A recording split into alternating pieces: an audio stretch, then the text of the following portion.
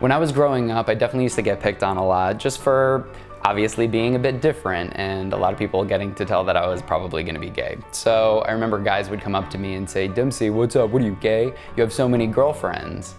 And I remember thinking like, oh God, I don't know, but I do have a lot of girlfriends. What does this mean?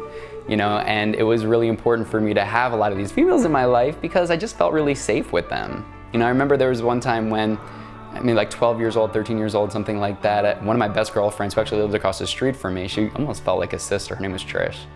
Trish and I were hanging out one time, and we were up in her bedroom, and she was begging me to put makeup on me. And I was like, no, I don't think so, I don't think so. And eventually I caved and I said, all right, well, you can't tell anybody. And so she really just kind of put a little mascara on me, maybe a little blush or something, I don't remember. But I remember us just cracking up and laughing about it.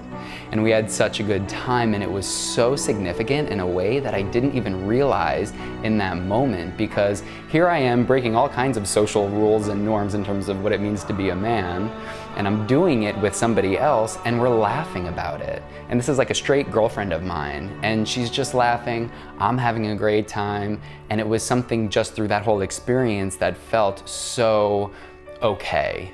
It felt normal, it felt accepting, and it felt loving. And it reinforced to me that I was okay. So these girlfriends were really important to me and continue to be throughout my life.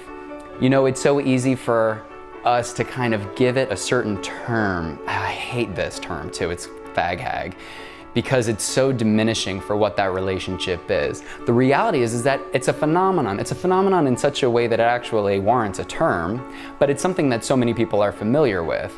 But it's a phenomenon for a reason, because there's something that can be so healing within the context of this relationship, you know, for all parties involved. So for gay men, you know, we're coming up and we're marginalized for being gay, felt to be second rate, second class, less than. And here it is, we've got a friend who's straight telling us that we're okay, loving us, being our friend, accepting of us.